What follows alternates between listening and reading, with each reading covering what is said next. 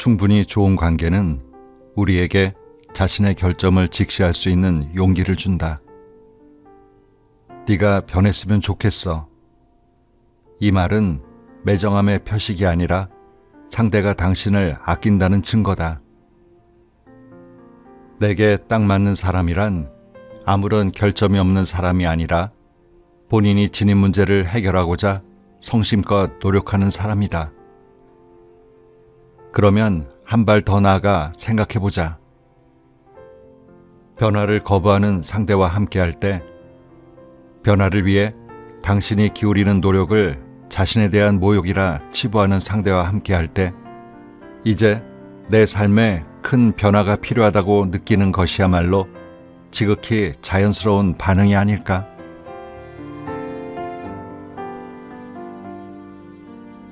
책 읽는 다락방의 죄입니다.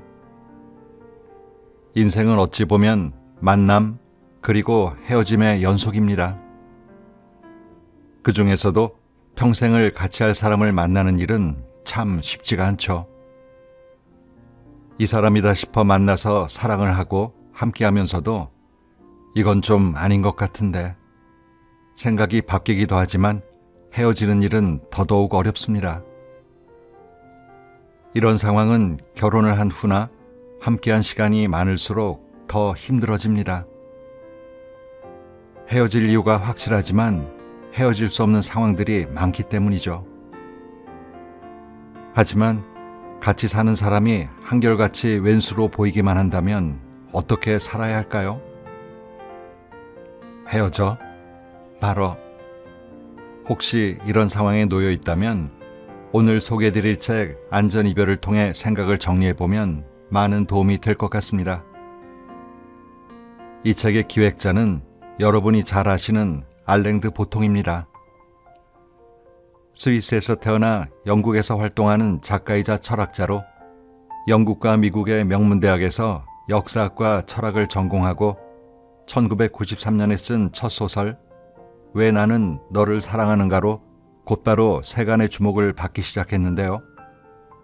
철학적 사유를 기반으로 한 뛰어난 문장력으로 출간하는 책마다 여러 상을 수상하면서 세계적으로 많은 팬을 가지고 있습니다.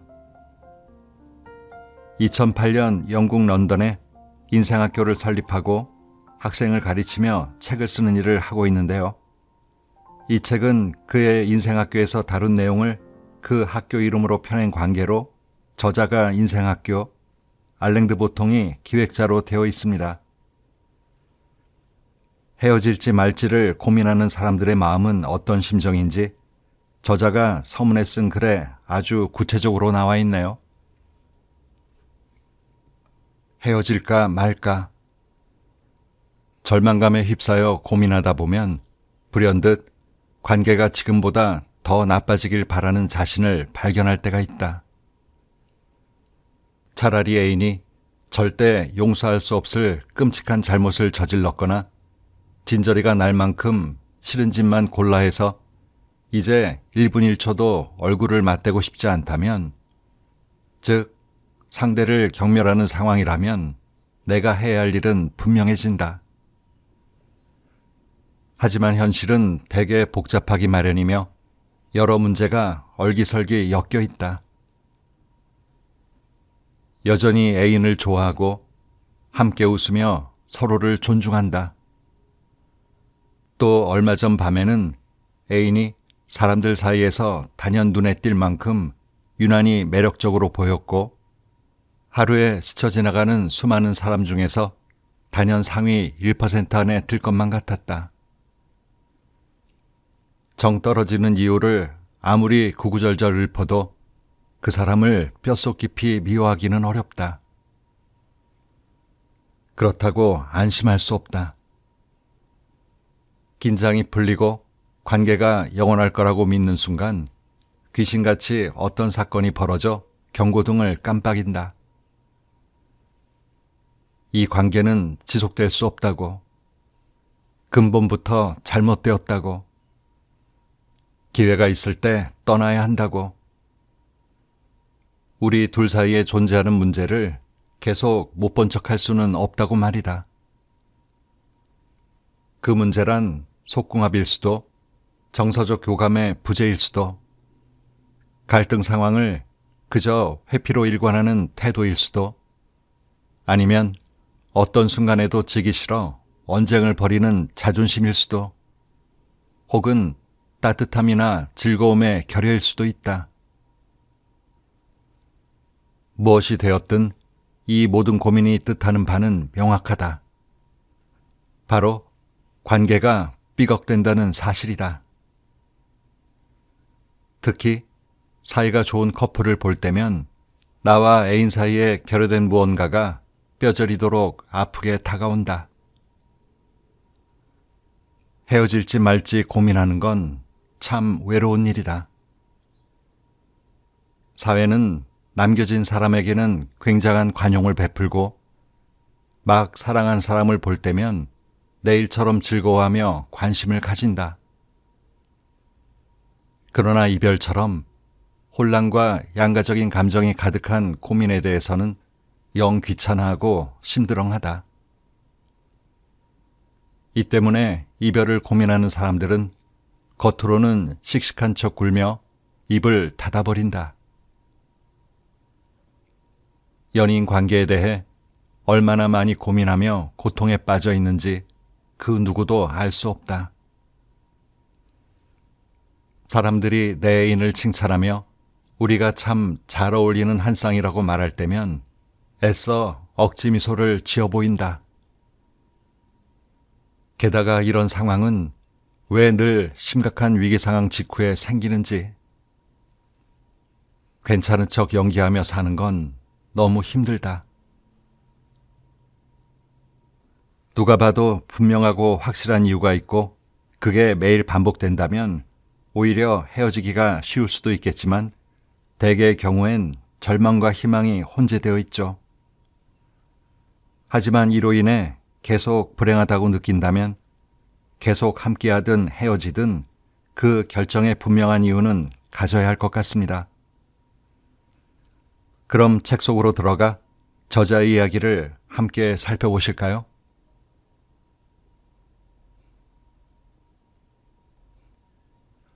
변화를 기대해도 괜찮을까? 우리는 상대를 있는 그대로 받아들이는 것이 진정한 사랑이라 믿는 문화 속에서 살고 있다. 평화롭고 다정하게 애인이 건네는 한마디, 있는 그대로의 네가 좋아. 이보다 더 로맨틱한 말이 어디 있을까? 반대로 관계가 끝나가는 연인들이 서로에게 던질 수밖에 없는 가장 쓰디쓰고 실망스러운 말은 다음과 같다. 왜 너는 나를 있는 그대로 봐주지 않아? 상대방이 변화를 강요해서 헤어졌다고 말하면 사람들은 언제나 깊은 공감과 함께 내 편이 되어준다. 이런 말들은 상당히 그럴듯하게 들릴 것이다. 하지만 인간이란 동물의 본질에 대해 찬찬히 되새겨보면 이상한 점이 속속 드러난다. 인간은 제정신이 아니고 늘 어딘가 고장나 있으며 고통에 신음하고 쉬이 눈이 멀어 유혹에 현혹되는 존재다. 다른 동물에 비해 그저 손톱만큼 진화했을까 싶은 영장류에 불과하다. 비하하려는 게 아니다. 인간은 말 그대로 다소 미친 구석이 있다. 특히 어린 시절의 경험에 평생 영향을 받는다. 이 때문에 변화에 과도하거나 둔감하게 반응하는가 하면 현실의 중요한 이치들을 이해하는 데 늘 실패하고 타인을 완전히 곡해버리기도 한다. 자신의 미래를 확신하지 못하고 다른 사람들이 고개를 갸웃거리는 이상한 판단을 밥 먹듯 해대면서도 정작 뭐가 어떻게 돌아가고 있는지 파악조차 하지 못하는 경우가 허다하다. 이런 점을 고려하면 변화는 불가능하고 변화라는 요구는 모욕이며 우리는 모두 있는 그대로 사랑받을 자격이 충분하다고 주장하는 것은 오만과 불합리의 극치라고 할 수 있다. 인간의 본성만 따져보아도 그렇다. 지치지 않고 끊임없이 변화해 나가는 것이야말로 인간 존재의 핵심이 아니던가. 과거의 나는 어떤 사람이었고 지금의 나는 어떤 사람인지 한 점 부끄럼 없이 말할 수 있는 사람이 과연 있을까? 긍정적으로 발전하게끔 이끌어주는 애인의 상냥한 충고를 어째서 받아들이지 못할까? 진짜 어른이 무엇인지 새로운 정의가 필요하다. 제대로 된 어른이란 나를 생각해서 건네는 조언에 발끈하지 않는 사람이다. 제대로 된 어른은 쓴소리도 달게 받아들여 더 나은 삶을 위한 기회로 삼는다. 우리 모두는 스스로를 끝없이 성장시켜야 한다는 사실을 알고 있다. 내면이 건강한 사람은 인간이 모두 아픈 존재이며 본인 역시 다르지 않다는 사실을 이해하고 있다. 반대로 말하면 자신은 변할 필요가 없다고 믿으며 그런 말을 꺼내는 사람을 비정상이라고 비난하는 자들이야말로 그 누구보다 변화가 시급하다. 그런 부류의 사람들은 당신이 변화의 변자라도 입에 담기 무섭게 성을 내며 되레 당신을 이상하고 예민한 사람이라 몰아붙일 것이다. 물론 상대가 변하길 바랄 때는 따뜻하고 성숙한 태도로 부탁해야 한다. 우리가 바라는 건 상대를 부족한 사람이라고 압박하고 괴롭히는 게 아니라 사랑하는 이가 좀 더 특별한 방식으로 성장하는 것이다. 더 다정해지거나 적어도 왜 더 다정하게 행동하지 못하는지 스스로 설명할 수 있기를. 자신의 매력에 대해 더 깊게 알기를. 자신의 과거가 현재의 삶에 미치는 영향을 이해하기를. 유난히 쉽게 이성을 잃고 분노할 때가 있다면 자신을 자극하는 트리거가 무엇인지 알고 다루는 법을 익혀나가기를. 삶에 해로운 버릇이나 중독적으로 집착하는 것이 있다면 이를 인정하고 타인이 내미는 도움의 손길을 받아들이기를. 사람들 앞에서 서로를 무안주거나 친구와 자녀 앞에서 나를 저버리지 않기를. 서로에게 늘 충실하고 다정하기를. 그리고 항상 곁에 있다는 안정감을 공유하고 서로의 안식처가 되어주는 동반자로서 함께 성장하기를. 이 중 어느 것도 사랑 그 자체는 아니다. 다만 모두 사랑이 하는 일이다. 사랑이란 연인이 서로에 대한 지지와 공감, 동등함을 바탕으로 서로가 더 나은 모습이 될 수 있도록 함께 배우고 가르치는 교실이 되어야 한다. 사랑이 각자의 나쁜 면을 부각하거나 상대의 고통에 침묵으로 일관하도록 만드는 두 사람만의 동굴이 되어선 안 된다. 내가 어떤 점을 바꾸면 좋겠어? 라는 질문은 연인 사이에 나눌 수 있는 가장 상냥하고 성숙한 질문이다. 진심을 담아 건네는 내가 어떻게 하면 네가 더 편안해질까? 라는 말 한마디만큼 로맨틱한 선물이 또 있을까? 헤어지고 나면 외로워질까? 불만족스러운 지금의 관계를 정리할지 말지 고민하다 보면 헤어지고 나서 외로우면 어떡하지? 라는 걱정이 든다. 누구나 하는 고민이지만 다른 사람에게 터놓고 이야기하기에는 왠지 부끄럽게 느껴진다. 이런 고민은 흔히 수준이 낮다고 받아들여지기 때문이다. 몇 번의 주말조차도 혼자 지내지 못한다니 겁쟁이나 바람둥이에게나 해당되는 일 아닌가? 물론 혼자 보내는 주말이 수십 년간 이어질지도 모르지만 그런 불안감은 아무도 알아주지 않는다. 이혼 후 시골로 훌쩍 떠나 혼자 살거나 소형보트에 몸을 싣고 세계 일주를 감행하는 등 고독을 찬양하는 책에 대해 들어봤을 것이다. 하지만 혼자 잘 산다는 게 누구나 손쉽게 해낼 만한 일은 절대 아니다. 대부분의 사람은 며칠씩 집구석에 틀어박혀 폐인처럼 지낸다. 혼자 훌쩍 떠나는 여행이 겉으로는 번지르르해 보일지 몰라도 속사정을 알고 보면 심리적으로 극한까지 몰린 상태에서 그야말로 궁여지책인 경우가 많다. 망망대해 한가운데 있는 암초 위에 뚝 떨어진 것 같은 외로움을 의연히 견뎌낼 수 있는 사람은 거의 없다.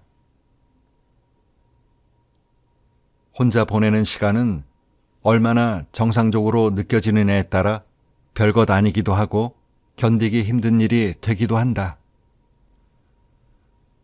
똑같이 혼자이지만 때로는 눈코 뜰 새 없이 바쁘게 지낸 알찬 삶에 대한 보상일 수 있으며 때로는 지질하고 못나고 인기 없는 사람이라는 방증이 되기도 한다. 간단하지는 않지만 그래도 꽤나 희망적인 지점이 있다.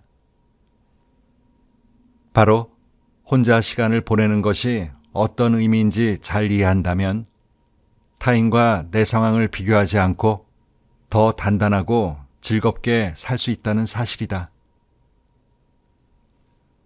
어린 시절 혼자서도 충분히 편안하고 만족스럽게 잘 놀았던 것처럼 연휴 내내 지낼 수 있고 타인의 시선에 연연하지 않는다면 주말 동안 밀린 프로젝트를 처리하며 정신없이 보내도 불행하거나 슬프지 않을 수 있다.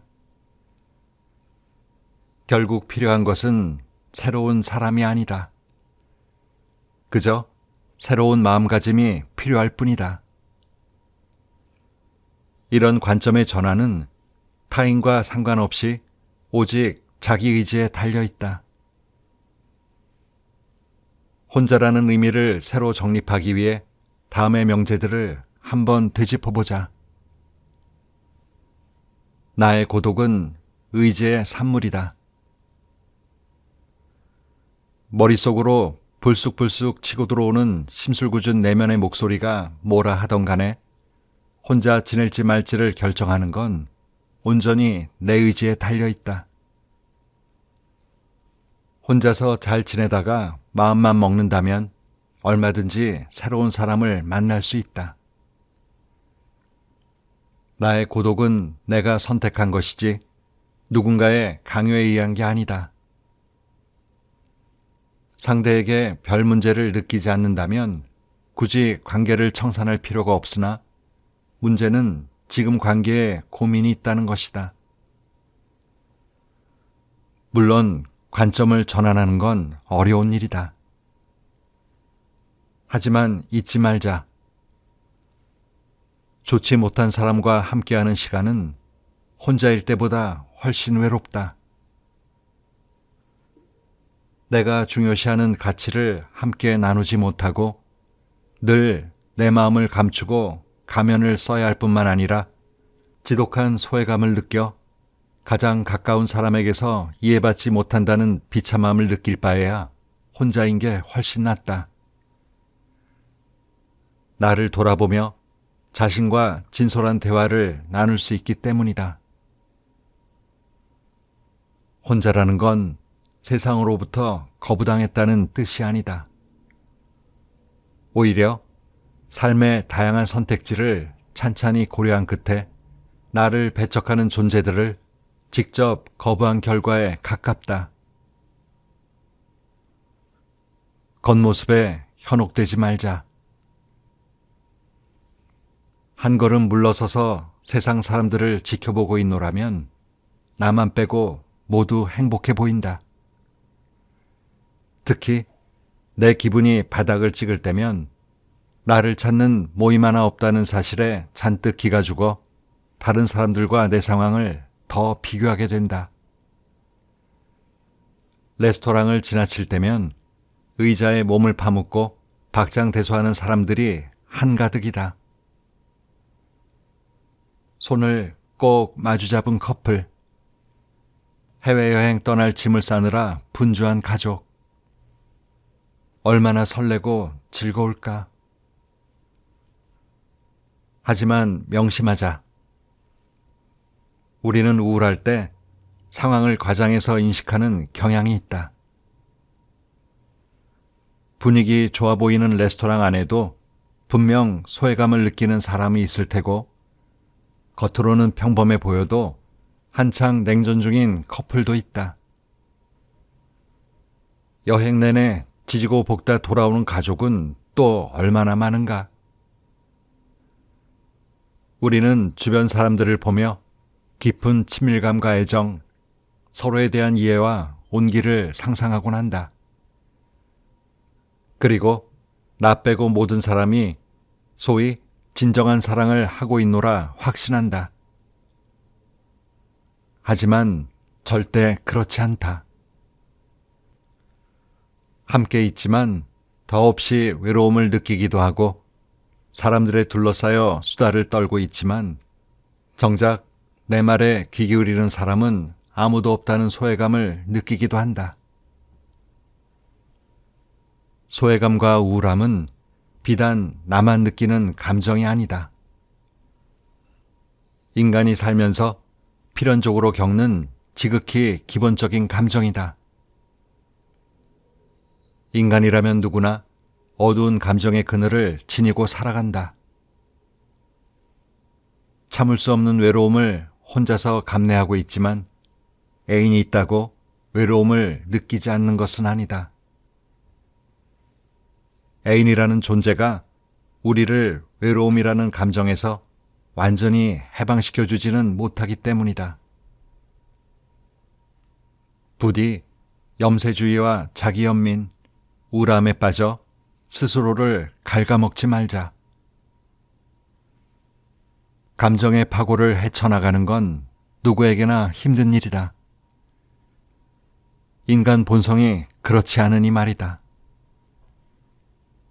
김서린 레스토랑 창안을 들여다보며 감상에 빠지지 말고 누구나 힘들고 고단하게 살아간다는 사실을 명심하자. 하지만 헤어질 만큼 밉지 않아. 헤어질지 말지 결정을 내리지 못하는 가장 큰 이유 중 하나는 바로 애인이 하나부터 열까지 다 싫은 것만은 아니라는 것이다. 사실 그 사람이 진저리 치도록 싫지는 않다. 함께 보내는 시간이 내심 좋고 여전히 그 사람에게 좋은 점이 있다고 느끼기에 헤어지기 힘들다. 상대를 여전히 아끼지만 관계를 빨리 정리해야 한다는 이중적인 감정에 혼란스러워하다 보면 대개 매우 이상한 결론에 다다르고 만다. 정말 그 사람이 쳐다보기도 싫은 순간이 오기 전까지는 섣불리 이별을 입에 담아선 안 된다는 생각이다. 그렇게 마음 깊은 곳에서부터 끓어오르는 분노와 증오만이 이별에 정당성을 부여한다고 믿게 된다. 하지만 이런 생각은 두 사람 모두에게 아무런 도움도 되지 않을 뿐 아니라 깊은 상처를 남긴다. 분노와 증오로 가득 차 이별하면 박살나버린 자존감과 어두운 기억만 남게 된다. 나는 누군가에게 그토록 미움받는 게 당연할 뿐 아니라 누군가에게 진절이 나도록 끔찍한 존재가 될 수 있다는 걸 수긍해 버리는 것이다. 헤어질 때 마지막으로 나누는 인사와 상냥한 말은 단지 거칠에 불과하다. 왜냐하면 이별에 오직 한 가지 이유만 존재하기 때문이다. 바로 이별을 요구한 쪽이 두 사람의 관계에 완전히 넌더리가 났고 상대가 얼마나 끔찍한 인간인지 똑똑히 알아버려서 더 이상 존재 자체를 참을 수 없다는 것 말이다. 이렇게 들으면 남겨진 쪽만 힘든 것 같지만 떠난 쪽도 너덜너덜하기는 매 한 가지다. 일반적으로 이별을 고지한 쪽이 더 나쁜 사람 취급을 받기 때문이다. 얼마나 이기적이고 모질면 상대에게 그런 상처를 주냐는 눈총을 받는다. 이런 상황들이 뒤얽혀 이별하는 두 사람 모두 지독히 힘든 시간을 보내게 된다. 앞서 이야기했듯 인격적으로 성숙하고 좋은 사람도 얼마든지 이별한다. 이별이 꼭 막장 심파극일 이유는 없다는 뜻이다. 한 인간으로서 더 성장하기 위해 혼자만의 시간이 필요할 수도 있고 지금 관계에서는 충분히 성장했기에 서로를 보내주어야 할 때도 있다. 또는 삶의 중요한 가치관이 다르기에 헤어지는 경우도 있다. 서로 사랑하지만 헤어진다는 말이 가능한 이유다. 상대가 연인 관계에서는 그리 좋은 사람이 아니지만 사회생활이나 다른 인간관계에서는 굉장히 유능하고 인망이 두터울 수도 있다. 아직 사랑하는 마음이 남아있다는 사실이 그 사람과 헤어질 수 없는 이유가 되어서는 안 된다. 또한 헤어지는 연인은 무조건 서로를 미워한다는 생각도 잘못이다. 헤어질 때 모질게 굴어서 정을 떼야 한다는 생각도 하지 말자. 억지로 주저앉히면 그냥 그 사람과 쭉 함께하면서 행복할 수도 있다. 하지만 그 누구도 나를 붙들 권리가 없고 나 역시 억지스러운 요구에 발맞출 이유가 없다. 나에게 가장 중요한 의무는 나 자신을 돌보고 성장시키는 것이다. 헤어질 사람에게 마음이 쓰인다고 혼란스러워하지 않아도 된다. 그런 좋은 사람을 알아본 과거의 자신에게 아낌없이 칭찬을 건네자. 동시에 현재와 미래의 자신을 존중하는 마음을 잃지 말자.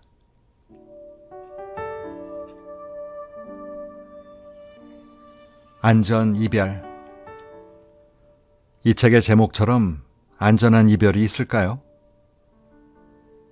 그 사람과 헤어진 후에 모든 게 다 좋아진다는 보장만 있다면 고민할 필요가 없겠지만 쓰레기차 피하려다 똥차에 치일 수도 있고 또 지금보다 더 나아진다는 보장이 없으니까. 그리고 옆집 사는 걸 보니까 다 그냥 그렇게 사는 것 같아 사는 게 이런 거려니 생각하다 보면 이별을 결정하기가 그렇게 쉽지가 않습니다. 하지만 함께하는 삶이 견딜 수 없이 불행하기만 하다면 그 마음을 가지고 그냥 살아갈 수는 없을 겁니다. 갈팡질팡하는 마음을 붙들고 살 수는 없다. 지금의 관계에 충실하거나 아니면 정리하거나 결국 둘 중 하나를 선택해야 한다. 헤어지지 않는다면 분명한 결정의 이유를 설명할 수 있을 것. 헤어지고자 마음먹는다면 자기 결심에 의심과 후회를 최소화할 것. 그것이 우리가 만들어낼 수 있는 가장 훌륭한 결론이다. 저자의 이야기에 저도 공감합니다. 더불어 이별에 후회하지 않을 수 있도록 난 최선을 다했는가를 함께 생각해 보는 것도 필요할 것 같습니다. 오늘도 좋은 하루 보내세요.